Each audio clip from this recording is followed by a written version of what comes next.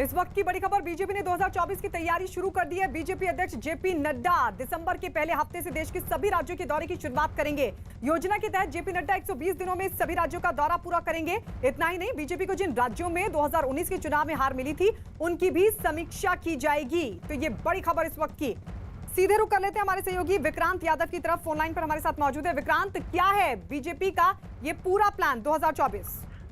देखिए, 120 दिनों का प्रवास रहेगा। इस दौरान बीजेपी अध्यक्ष देश के अलग अलग इलाके राज्य जाएंगे और हर राज्य में, बड़े राज्यों में 3 दिन तक रुकेंगे और छोटे राज्यों में 2 दिनों तक रुकेंगे।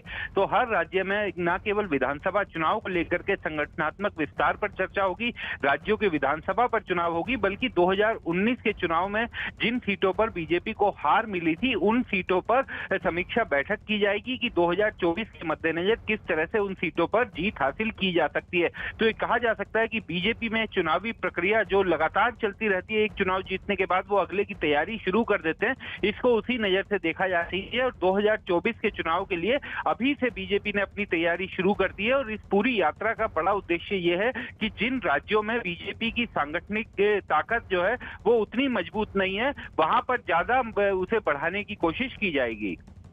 जी।